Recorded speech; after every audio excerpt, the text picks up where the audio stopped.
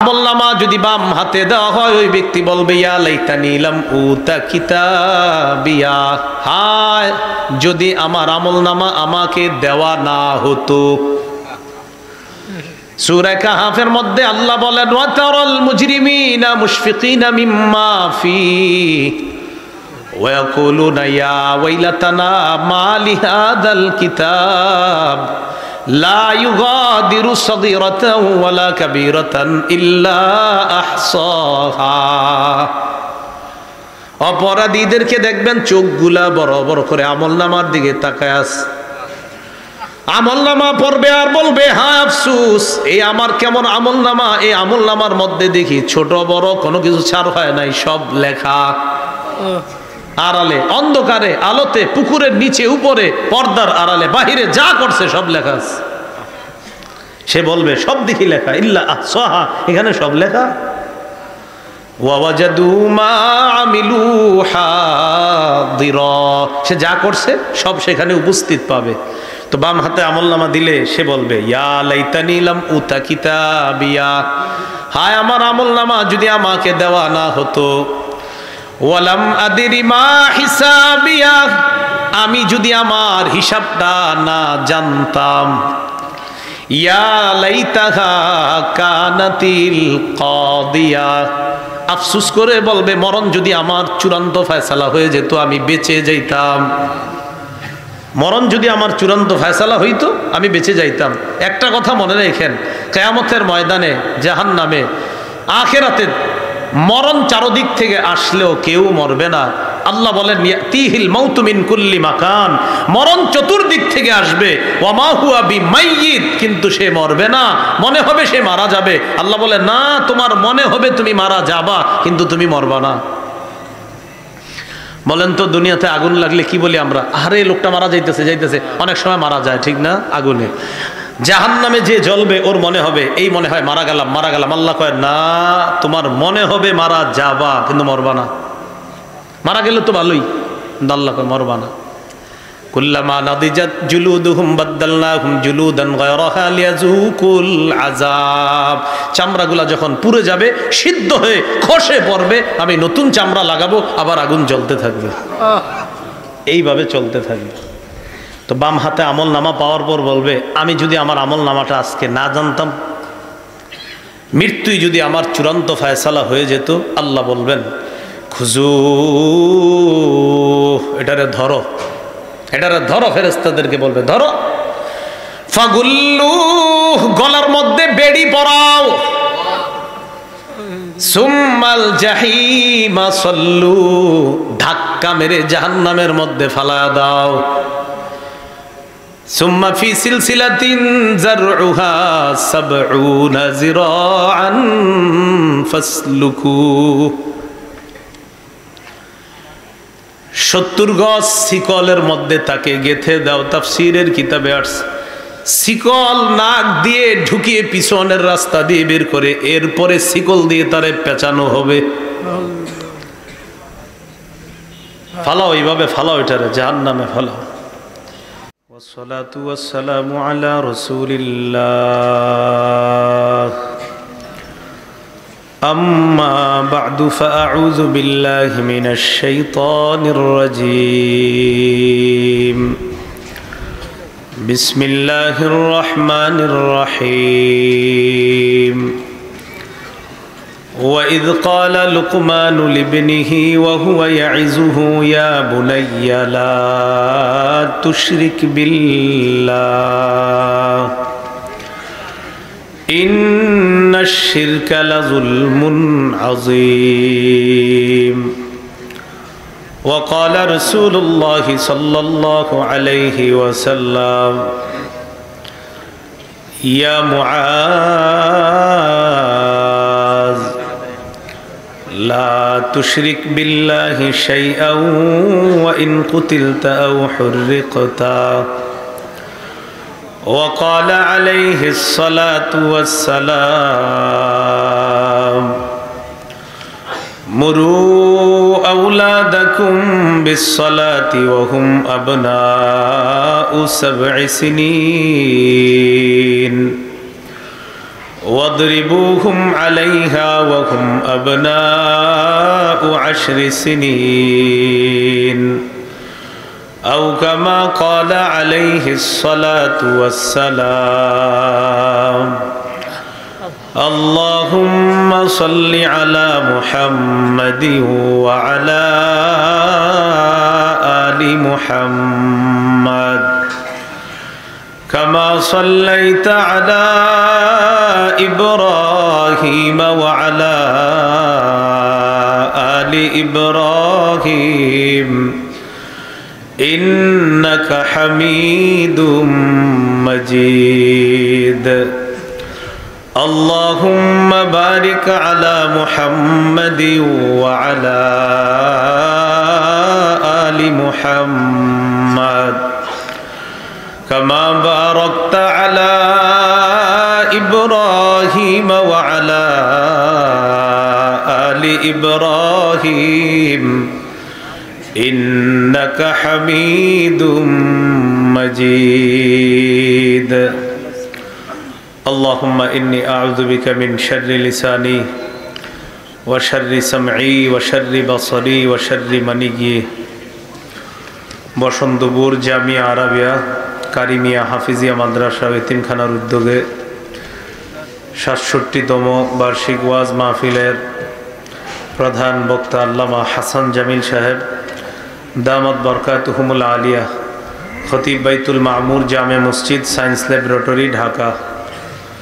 আজকের সভাপতি শেখুল হাদিস আল্লামা মুফতি মাহমুদুল হাসান সাহেব মুহাদ্দিস উজানি মাদ্রাসা। উপস্থিত হযরত উলামায়ে কেরাম, মুসলমান ভাইরা, আল্লাহ পাক রব্বুল আলামিনের দরবারে শুকরিয়া আদায় করছি। আল্লাহ আমাদেরকে এই মাহফিলে উপস্থিত হওয়ার তৌফিক দান করেছেন বলে আলহামদুলিল্লাহ। সূরা লুকমানের 13 নম্বর আয়াতে কারিমা থেকে তেলাওয়াত করলাম। আওয়াজ কমান বাড়ায়েন না। আমি বলানো যতক্ষণ থাকবো খালি কমাবেন, বাড়ায়েন না বলেও শুধু কমাবেন না। সূরা লুকমানের 13 নম্বর আয়াত থেকে তেলাওয়াত করলাম। এই আয়াতে আল্লাহ পাক রব্বুল আলামিন গুরুত্বপূর্ণ কিছু বিষয় আলোচনা করেছেন। একজন বাবা তার সন্তানকে কোন ধরনের উপদেশ দেওয়া দরকার, বাবা তার সন্তানকে কিভাবে একজন আদর্শ সভ্য সন্তান হিসাবে পৃথিবীতে প্রতিষ্ঠিত করবে, এই বিষয়টা খুব সুন্দরভাবে আল্লাহ আলোচনা করেছেন। আল্লাহ বলেন, وَإِذْ قَالَ لُقْمَانُ لِابْنِهِ وَهُوَ يَعِظُهُ يَا بُنَيَّ لَا تُشْرِكْ بِاللَّهِ। ওই সময়কে স্মরণ করুন যখন লোকমান হাকিম তার সন্তানকে ওয়াজ করতে গিয়ে, উপদেশ দিতে গিয়ে বললেন, হে সন্তান, তুমি আল্লাহর সাথে শিরিক করবা না, আল্লাহর সাথে অংশীদার সাব্যস্ত করবা না। ইন্নাশ শিরকা লাযুলমুন আযীম। শিরিক সবচেয়ে বড় অপরাধ, সবচেয়ে বড় পাপ, সবচেয়ে বড় জুলুম। ওয়া ওয়াসাইনাল ইনসানা বিওয়ালিদাইহি। আল্লাহ বলেন, আমি মানুষকে ওসিয়ত করলাম মানুষ যেন তার পিতামাতার প্রতি সদাচরণ করে। হামালাতহু উম্মুহু কুরহা ওয়া ওয়াদাআতহু কুরহা। এক জায়গায় আছে হামালাতহু উম্মুহু ওয়াহনান আলা ওয়াহনিন, আরেক জায়গায় আছে হামালাতহু উম্মুহু কুরহান ওয়া ওয়াদাআতহু কুরহা। মা তার সন্তানকে পেটে ধারণ করেছে, কষ্টের পর কষ্ট সহ্য করেছে। ওয়া হামলুহু ওয়া ফিসালুহু সালাসুনা শাহরা। আরেক জায়গায় আছে ওয়া ফিসালুহু ফি আমাইন। 2 বছর দুধ পান করাইছে, 2 বছর পর দুধ ছাড়িয়েছে। কেন? আনিশকুরলি ওয়ালি ওয়ালিদাইক। আল্লাহ বলেন, এই যে তুমি তোমার মায়ের পেট থেকে আসলা, তোমার মা তোমাকে 2 বছর দুধ পান করিয়েছেন, এটা কেন?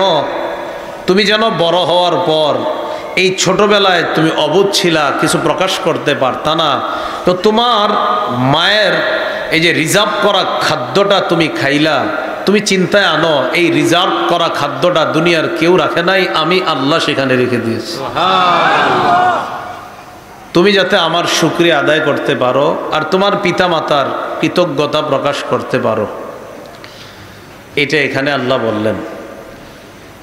অন্য আয়াতে আল্লাহ বলেন, ওয়াল্লাহু আখরাজাকুম মিন বুতুনি উম্মাহাতিকুম লা তা'লামুনা শাইআ।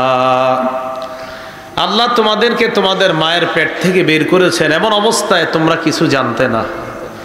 ওয়া জা'আলা লাকুমুস সামআ ওয়াল আবসারা ওয়াল আফইদা। তিনি তোমাদের শ্রবণ শক্তি দিয়েছেন, তিনি দৃষ্টি শক্তি দিয়েছেন, অন্তর দিয়েছেন। কেন? লাআল্লাকুম তাশকুরুন। বড় হওয়ার পর বুঝ জ্ঞান যখন হবে তখন যেন আল্লাহর শুকরিয়া আদায় করতে পারো। তো লোকমান হাকিম তার সন্তানকে উপদেশ দিতেছে, তা আল্লাহ আয়াতে বললেন, আমি মানুষকে বলছি যেন মা বাবার আনুগত্য করে। মা তার সন্তানকে পেটে ধারণ করেছে, কষ্টের পর কষ্ট সহ্য করেছে। আল্লাহ বলেন, ইলাইয়াল মাসির, একদিন আমার কাছে তোমার প্রত্যাবর্তন হবে, সবাই আমার কাছে আসবা। খুব ভালোভাবে বুঝবেন। প্রথমে আল্লাহ বললেন শিরিক করবা না, এরপরে বললেন পিতামাতার কথা শুনবা। এটা বলার পর কি বলতেছে দেখেন, তোমার পিতামাতার কথা শোনার কথা তো আমি আল্লাহ বললাম, পিতামাতার সমস্ত বৈধ কথাগুলা শুনবা, পিতামাতার অবৈধ কোনো কথা তুমি শুনতে পারবা না। পরের আয়াতে আল্লাহ বলেন, ওয়া ইন জাহাদাকা আলা আন তুশরিকা বি মা লাইসা লাকা বিহি ইলমুন ফালা তুতি'হুমা। তোমার মা বাবা যদি বাধ্য করে আমার সাথে শিরিক করতে, এক্ষেত্রে ভদ্রতার সাথে মা বাবার কথাটা প্রত্যাখ্যান করবা। দেখেন তো, আগের আয়াতে বলতেছে মা বাবার কথা মানবা, পরের আয়াতে বলতেছে মা বাবা যদি নাফরমানির কথা বলে এটা ভদ্রতার সাথে প্রত্যাখ্যান করবা। কি শিখলাম? এক আয়াতে বলছে মা বাবার কথা শোনো, আরেক আয়াতে বলতেছে মা বাবা যদি নাফরমানির কথা বলে ভদ্রতার সাথে প্রত্যাখ্যান করবা।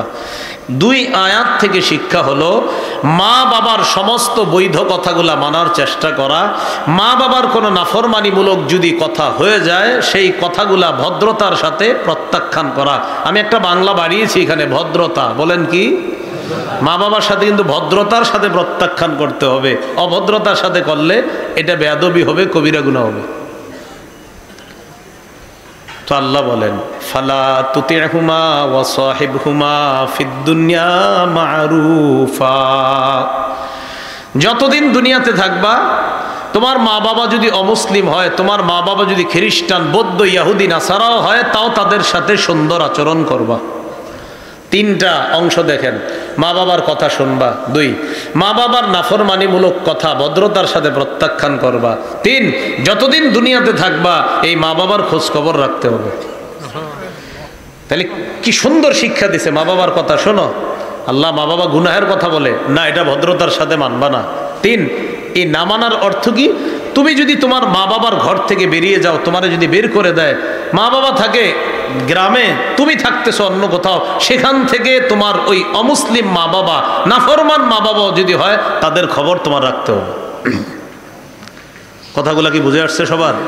কি শিখলাম? কোনোভাবেই তাদের সাথে ধমকি আচরণ করা যাবে না। এরপরে আল্লাহ বলেন, ওয়াত্তাবি'a সাবিলা মান আনাবা ইলাইয়া। তুমি ওই ব্যক্তির পথ অনুসরণ করো যে আমার দিকে বারবার ফিরে আসে। সুবহানাল্লাহ, যে আমার দিকে আসে তার পথ অনুসরণ করো। এবার আমাদের সকলকে বলতেছে, সুম্মা ইলাইয়া মারজিউকুম ফাউনাব্বিউকুম বিমা কুনতুম তা'মালুন। অতঃপর সবার প্রত্যাবর্তন আমার কাছেই হবে, আর আমার কাছে যখন আসবা তোমরা যা করছো আমি সব তোমাদেরকে জানিয়ে দিব। সূরা মাআরিজের মধ্যে আল্লাহ বলেন, সূরা হাক্কর মধ্যে আল্লাহ বলেন, ইয়াউমাইযিন তু'রাদুনা লা তাখফা মিনকুম খাফিয়া। কিয়ামতের ময়দানে তোমাদের আমলনামা পেশ করা হবে, কোনো গোপন জিনিস গোপন থাকবে না। বলেন তো কি বলছি? কোনো গোপন জিনিস গোপন থাকবে না। কোনো গোপন জিনিস গোপন, যেমন একটা অপরাধ করছেন, কইরা চারদিকে তাকাইছেন, আমি বেঁচে গেছি, কেউ দেখে নাই, আল্লাহ কয় আমি দেখছি। কোনো গোপন জিনিস গোপন থাকবে না, কেউ দেখে নাই, আমারে বেঁচে গেছি। আল্লাহ বলে না, কোনো গোপন জিনিস গোপন থাকবে না। এমন কি আল্লাহ যদি আপনাকে মাফও করে দেয়, পর্দার আড়ালে নিয়ে আপনারে দেখাবে, আচ্ছা তুমি কি এই অপরাধগুলা করছো না? বলবে হ্যাঁ আল্লাহ আমি তো করছিলাম এগুলা। 3 বার স্বীকৃতি নিবে আল্লাহ, নেওয়ার পর বলবে তোমার এই অপরাধের কারণে কি করা উচিত বলো। তো বলবে আমি তো খুব ভয় পাবে আল্লাহ, আমাকে তো কঠিন শাস্তি দেওয়া দরকার। আল্লাহ বলবে যাও, কাউরে বলা দরকার নাই, পর্দার বাহিরে গিয়ে ডান হাত দেখাইয়া দিবা, আমল নামা ডান হাতে দিয়ে দিলাম, ওই দিন একটা ভালো কাজের কারণে মাফ করে দিস। এখানে বুঝাইতে চাইলাম যেটা, সেটা হলো কোনো গোপন জিনিস গোপন থাকবে না, পর্দার আড়ালে নিয়ে হলেও আল্লাহ দেখাবে এই যে এটা করেছিলাম, মনে আছে? তো লোকমান হাকিম তার সন্তানকে এবার কি বলতেছে দেখেন, ইয়া বুনাইয়া ইন্নাহা ইন তাকু মিসকালা হাববাতিন মিন খারদালিন ফাতাকুন ফি সাখরা আও ফিস সামাওয়াতি আও ফিল আরদি ইয়াতি বিহাল্লাহ ইন্নাল্লাহা লাতীফুন খাবীর। সন্তান, সরিষার দানা পরিমাণ কোনো বস্তু যদি পাথরে থাকে, আকাশে থাকে, জমিনে থাকে, কিয়ামতের ময়দানে এই সরিষার দানা পরিমাণ বস্তুটাও আল্লাহ উপস্থিত করবে। ইন্নাল্লাহা লাতীফুন, নিশ্চয় আল্লাহ সূক্ষ্ম বিষয়ের খবর রাখেন। খবীর, আল্লাহ সব বিষয়ে সম্যক অবগত। এই জন্য একটা কথা সারা জীবন মনে রাখবেন, قال رسول الله صلى الله عليه وسلم لا تحقرن من المعروف شيئا ولو أن تلقى أخاك بوجه طلق। তুমি ছোট কোনো ভালো কাজকেও তুচ্ছ মনে করবা না, যদিও তোমার ভাইয়ের সাথে হাসি মুখে কথা বলতে হয়। একজন মানুষের সাথে আপনি হাসি মুখে কথা বলছেন, সে আপনার সামনে আসছে, আসসালামু আলাইকুম। ওয়ালাইকুম সালাম, ভাই কেমন আছেন? হ্যাঁ হ্যাঁ জি ভালো। একটু খালি হাসি মুখ রাখছেন, নবীজি কয় এই যে তুমি হাসি মুখটা রাখলা, এটারে কিন্তু ছোট মনে করবা না, এটাও তোমার নাজাতের কারণ হয়ে যেতে পারে। তো লোকমান হাকিম তার সন্তানকে বলতেছে সরিষার দানা পরিমাণ কোনো জিনিস, এটাও আল্লাহ উপস্থিত করবে। সূরা আম্বিয়ার মধ্যে আল্লাহ বলেন, ইমাম বুখারী শরীফের সর্বশেষ যে হাদিসটা আনছে ৭৫৬৩ নম্বর হাদিস, এই হাদিস আনার আগে ইমাম বুখারী পবিত্র কোরআনের একটা আয়াত আনছে, ওখানে সে আয়াতটা কি আল্লাহ বলেন, ওয়ানাদউল মাওয়াজিনাল কিসত লিয়াউমিল কিয়ামাতি ফালা তুজলামু নাফসুন শাইআ। অনুবাদটা প্রতিদিন বালিশে মাথা লাগায় একটু চিন্তা করেন, কি আল্লাহ দেখেন, ওয়ানাদউল মাওয়াজিনাল কিসত লিয়াউমিল কিয়ামা, আমি কিয়ামতের ময়দানে ইনসাফের পাল্লা কায়েম করব। কিসের পাল্লা? ইনসাফ, ইনসাফের পাল্লা। ফালা তুজলামু নাফসুন শাইআ, আল্লাহ বলেন কাউকে সামান্য জুলুম করা হবে না। ওয়া ইন কানা মিসকালা হাববাতিন মিন খারদালিন আতাইনা বিহা, সরিষার দানা পরিমাণ কোনো আমল যদি থাকে, ওই আমল নামাও আমি উপস্থিত করব, পাল্লার মধ্যে ওজন দিয়ে দিব। আমি ইনসাফের পাল্লা কায়েম করব, ওজনের পাল্লা সেদিন আমি কায়েম করব। তো ইনসাফের পাল্লা, ওজনের পাল্লা সেদিন আল্লাহ কায়েম করবেন। অনুপরিমাণ কোনো জিনিস এগুলো আল্লাহ ছাড়বে না। এক দলের আমল নামা ডান হাতে যাবে, আরেক দলের আমল নামা বাম হাতে। আগে আমরা রেজাল্ট যখন পাইতাম স্কুলে বা মাদ্রাসায় খুশি হইতাম খুব বেশি, ঠিক না? কি লেগে খুশিটা ছিল আপনার? স্কুলের রেজাল্টগুলো আগে সবাই আনন্দ করে স্কুলের দেয়ালে গিয়ে দেখতাম, মাদ্রাসার দেয়ালে। এখন আর ওই আনন্দগুলা নাই, মোবাইল আইসা আমাদেরকে ঘরে বসেই সব আনন্দের প্রস্তুতি করে দিছে। এই জন্য সুখের আনন্দগুলা মোবাইল নামক যন্ত্রণাটা অসুখে পরিণত করে দিয়েছে। আগে ছাত্ররা মিলে গিয়া হই হুল্লোড় করে রেজাল্ট দেখার মজাই ছিল আলাদা, এখন আর ওই মজা নেই। কেন? বসন্তপুরের যার যার ঘরে বসে বসে দেখালায়, ফোনে জানাই দিতেছে, আগের সেই মজাও হচ্ছে না। অথচ কিয়ামতের ময়দানেও মুয়াজ্জিন সাহেব তার রেজাল্ট দেখে আনন্দ করবে। কে? মুয়াজ্জিন। قال رسول الله صلى الله عليه وسلم أطول الناس يوم القيامة أعناقا يوم القيامة المؤذنون। নবীজি বলেন কিয়ামতের ময়দানে মুয়াজ্জিনের গলাটা হবে সবচাইতে লম্বা। মানে কি জিরাফের মতো? ইবনে হাজার আসকালানি ব্যাখ্যায় লেখেন মুয়াজ্জিনের গলা লম্বা হওয়ার অর্থ হলো মুয়াজ্জিন যেই পরিমাণ সওয়াব পাবে আল্লাহর পক্ষ থেকে, প্রতিদান যেই পরিমাণ পাবে, কোটি কোটি মানুষের মাঝে খালি এইভাবে মাথা উঠায় উঠায় তার রেজাল্ট দেখতে চাইবে। এই জন্য অন্যান্য মানুষগুলা যখন দেখবে, দেখলেই বুঝতে পারবে এটা হলো দুনিয়ার মুয়াজ্জিন। আজান দিত, মাঝে মাঝে আজান দিয়েন, দেননি? শুদ্ধ করে দিয়েন। তো মুয়াজ্জিন তার রেজাল্টটা কিয়ামতের ময়দানেও কত খুশি করে দেখবে। তো আমরাও কিন্তু এইভাবে আগে রেজাল্ট দেখতাম, দেয়ালে টানাই তো এই দেখি শর্ত শর্ত, এটা মজাই ছিল আলাদা। এখন আর ওইটা নাই।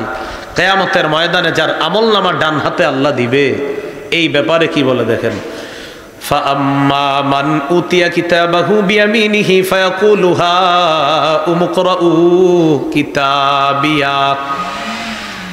যার আমলনামা ডান হাতে দেওয়া হবে, এই ব্যক্তি অন্যান্য মানুষের কাছে যাবে, যাওয়ার পর বলবে দেখো আমার আমলনামা পড়ে দেখো, আল্লাহ আমার ডান হাতে দিছে, আমার ঠিকানা হলো জান্নাত।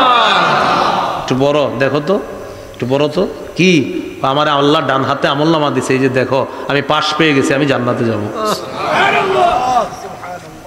আমার আপনার যেন এই অবস্থাই হয়, আল্লাহ না করেন বিপরীত অবস্থা হয়ে গেলে খুব ধরা খেয়ে যাব। ইন্নী জানান্তু আন্নী মুলাকিন হিসাবিয়া। বান্দা তার ডান হাতের আমলনামা দেখাবে আর বলবে আমি জানতাম এই হিসাবের মুখোমুখি আমার হতে হবে। ফাহুয়া ফি ঈশাতির রাদিয়া। আল্লাহ বলেন ওই ব্যক্তি আনন্দদায়ক জীবনের মধ্যে থাকবে। ফি জান্নাতিন আলিয়া, তার ঠিকানা হলো উঁচু জান্নাত। জান্নাতে যাবে, যাওয়ার পর দুনিয়াতে তো ফল খাইতে গেলে কষ্ট করতে হয়েছে, বাজারে যেতে হয়েছে, গাছের ডাব খেয়েছেন তো পারতে হয়, অথবা কাউকে হায়ার করে তাকে গাছে উঠাতে হয়। আল্লাহ বলেন কুতুফুহা দানিয়া, জান্নাতের ফলগুলা জান্নাতীর মুখের সামনে আসবে, নাও খাও, তুমি খাও। আল্লাহ বলবেন কুলু ওয়াশরাবু হানিআম বিমা আসলাফতুম ফিল আইয়ামিল খালিয়া।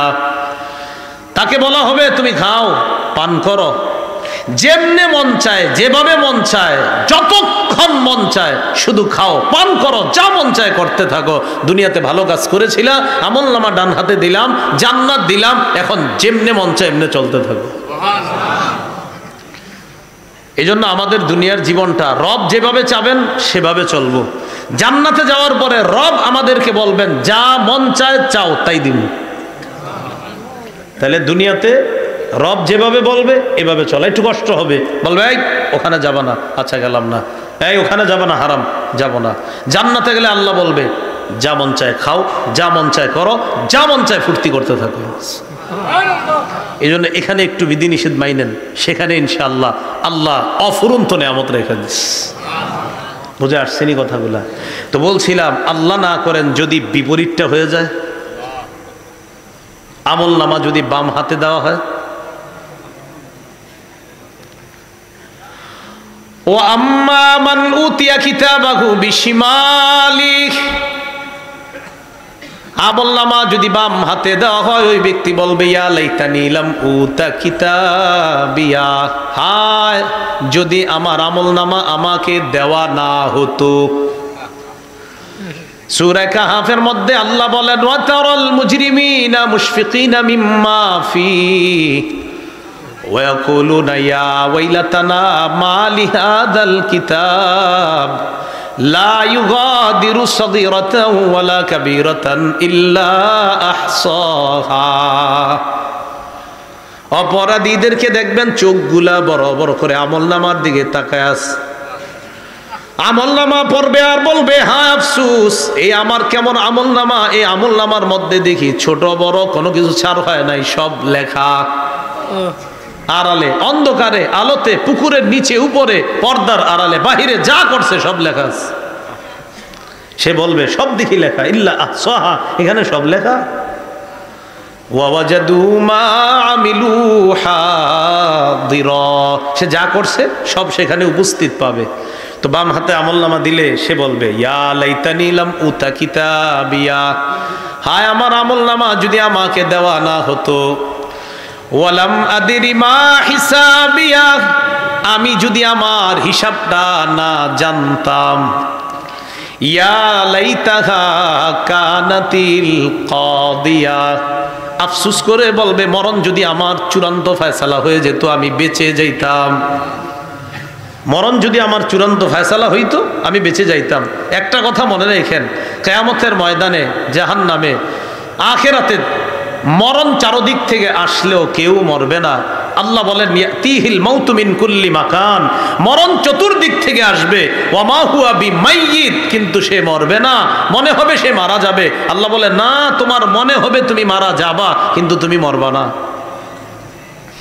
বলেন তো দুনিয়াতে আগুন লাগলে কি বলি আমরা, আরে লোকটা মারা যাইতেছে যাইতেছে, অনেক সময় মারা যায়, ঠিক না? আগুনে জাহান্নামে যে জ্বলবে ওর মনে হবে, এই মনে হয় মারা গেলাম মারা গেলাম। আল্লাহ কয় না, তোমার মনে হবে মারা যাবা, কিন্তু মরবা না।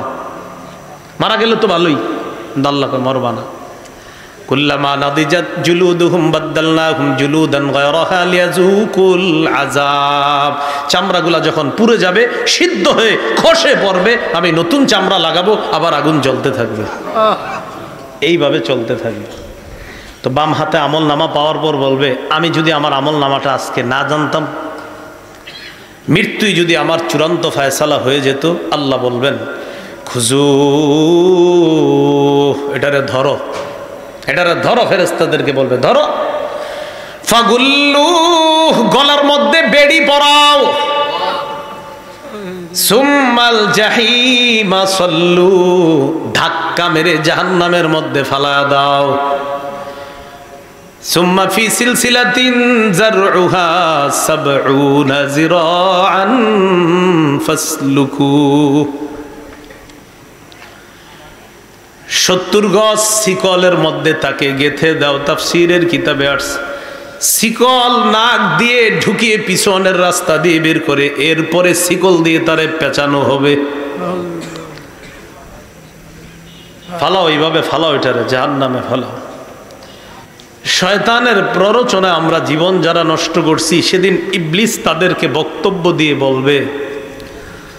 সূরা ইব্রাহিমের 22 নম্বর আয়াতে আল্লাহ বলেন ওয়াকালা শাইতানু লাম্মা কুদিয়াল আমর, কিয়ামতের ময়দানে যখন ফায়সালা হয়ে যাবে, বিচার ব্যবস্থা শেষ, একদল জাহান্নাম, যাও জাহান্নামে যাইবা। ইবলিসের ঠিকানাও জাহান্নাম। ইবলিস কিয়ামতের ময়দানে তার অনুসারীদেরকে লক্ষ্য করে বলবে ইন্নাল্লাহা ওয়া'আদাকুম ওয়া'দাল হক, আল্লাহ তোমাদেরকে যেই ওয়াদা করেছে সেই ওয়াদা সত্য। ইবলিস বলবে আল্লাহ যেই ওয়াদা করছে সব সত্য। ওয়া ওয়া'আদতুকুম ফাআখলাফতুকুম, আমি তোমাদের সব মিথ্যা ওয়াদা করছি, খেলাফ করেছি। আমি বলেছি সুদ খাও, খাইলে বাড়ে টাকা, তোমরাও বিশ্বাস করছো। আমি বলেছি ঘুষ খাও, ঘুষে টাকা বাড়ে, তোমরা বিশ্বাস করেছো। আমি তোমাদেরকে দুনিয়ার সমস্ত অন্যায় পথ দেখাইছি, বিশ্বাস করছো। শোনো, ওমা কানা লি আলাইকুম মিন সুলতান। ইবলিস কি আশ্চর্য কথা বলবে, দেখো তোমাদের উপর আমার কোনো কর্তৃত্ব ছিল না। ও নাকি কর্তৃত্ব খাটায় নাই, সারাক্ষণ আমাদেরকে জ্বালাইতে থাকে। আর সেদিন বলবে কি জানেন অনুসারীদেরকে, তোমাদের উপর আমার কোনো কর্তৃত্ব ছিল না। ইল্লা আন দাউতুকুম, আমি তোমাদেরকে ডাকছি, ফাস্তাজাবতুম লি, আর তোমরা আমার ডাকে সাড়া দিছো। পরে কি বলবে দেখেন, সবাই যখন মেজাজ খারাপ হবে, তার মানে তুমি আমগরে এইভাবে ধোকা দিলা, তো এরকম কেমন মনে হয়, মারতে মন চায় না? ইবলিস বলবে থামো, ফালা তালুমুনি, আমারে তিরস্কার করবা না, ওয়ালুমু আনফুসাকুম, নিজেদেরকে তিরস্কার করো। কেন আমার কথা তোমরা শুনছো, এখন নিজের আফসোস করো। ইবলিস বলবে মা আনা বিমুসরিখিকুম ওয়া মা আনতুম বিমুসরিখিয়া, আমি তোমাদের ফরিয়াদ শুনবো না, তোমরাও আমার ফরিয়াদ শুনবা না, চলো দুই দল মিলে জাহান্নামের মধ্যে কাটাই, চলো। ইবলিস বল। লোকমান হাকিম তার সন্তানকে বলতেছে, মনে আছে, ইয়া বুনাইয়া ইন্নাহা ইন তাকু মিসকালা হাববাতিম মিন খারদাল, সরিষা পরিমাণ কিছু যদি করো এটাও আল্লাহ নিয়ে আসবে। আল্লাহ আমাদের সকলকে ছোট থেকে ছোট বড় ভালো কাজ করার তৌফিক দান করে। এরপর লোকমান হাকিম তার সন্তানকে বলতেছে, ইয়া বুনাইয়া আকিমিস সালাতা ওয়া'মুর বিল মা'রুফি ওয়ানহা আনিল মুনকারি ওয়াসবির আলা মা আসাবাক, সন্তান তুমি নামাজ কায়েম করবা, তুমি নেক কাজের আদেশ করবা, তুমি অসৎ কাজ থেকে নিষেধ করবা, তোমার জীবনে কোনো বিপদ আসলে এই বিপদে তুমি ধৈর্য ধারণ করবা, উপদেশগুলা দিচ্ছে। এর পরের উপদেশটা দিতেছে, ওয়ালা তুসাইর খাদ্দাকা লিন্নাসি ওয়ালা তামশি ফিল আরদি মারহা, তুমি অহংকার প্রদর্শন করে কাউকে অবজ্ঞা করবা না, তুমি অহংকার বশত কাউকে অবজ্ঞা করবা না। ধর্মী আপনাকে এরকম বলি না আমরা, এটা অহংকার বশত অবজ্ঞা। একজনে আপনার সালাম দিয়েছে, আসসালামু আলাইকুম ভাই, আপনি চিনছেননি? আরিফ বিন হাবিব, আচ্ছা ঠিক আছে, আমি কিন্তু আপনার সাথে স্কুলে পড়ছি। ও আচ্ছা, হ্যাঁ পড়ছেন, আপনার আমি চিনতে পারিনি, এইভাবে বললে ঠিক আছে, কিন্তু ধর্মী আপনাকে জানেন তো বাগেন, এটা অহংকার বশত অবজ্ঞা।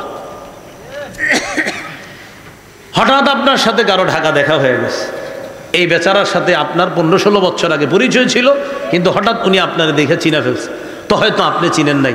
আরে ভাই আমরা চিনছেন? তো আপনি বললেন না ভাই চিনি না, বা চিনছি, চিনেন নাই, আমি ওমুকে। ধর্মী আপনার চিনতে বললেন, জান এখান থেকে বাগেন, এটা অহংকার বশত অবজ্ঞা, ঠিক, এটা করা যাবে না। এরপরে আল্লাহ বলেন, ওয়ালা তামশি ফিল আরদি মারহা, জমিনে দম্ভ ভরে হাঁটবা না। আলোচক যখন আলোচনা করতে আসে, ওয়াজ বক্তারা, তখন এদেরকে আপনারা অহংকার বানাইতে সহযোগিতা করেন। কিভাবে? হুজুর গাড়ি থেকে নামে পিছনে সবাই হাঁটেন, ঠিক না? হ্যাঁ, কয় না হাঁটেন না? তো হুজুর সামনে যখন হাঁটে, আমারে যখন সামনে রাখেন, আমারও তো মনে হয় এটা ভাবসা বাইসে গেছে। এইটা করেন কেন? জান আপনারা সামনে হাঁটেন, আমিও হাঁটতেছি, সবাই হাঁটেন। রসুলকে কেউ খুঁজতে আসলে সাহাবীদেরকে বলতো, আচ্ছা এখানে মোহাম্মদকে বুঝতো না কোনটা নবী, কি এখন সবাই বুঝে না আরিফ বিন হাবিব কেন, এটা বুঝতেছে না? আরে বুঝতেছেন না তো কি, কোথায় ওনাদের সুন্নত, কোথায় আমগো কোথায়? গাড়ি থেকে নামলে আপনারা 20 জন সবাই পিছনে থাকেন কেন? একদম সব পিছনে, হুজুর সামনে। তো ওই সময় তো হুজুরের একটা ব্যবসা আসে যে হ্যাঁ আমি তো কিছু একটা, না আসলে তো ঠিক আছে, কিন্তু আমার তো আসে, এর লেগে আমি আমারটা কইতেছি, আমি অন্য কারো বলি না, অন্য সবাই ঠিক আছে, আমার আস। ওয়ালা তামশি ফিল আরদি মারহা, দম্ভ ভরে জমিনে চলবা না, এটা আল্লাহ নিষেধ করছে। আলোচকরা মঞ্চে ওঠার সময় আরেকটা ভুল করি আমরা, অনেক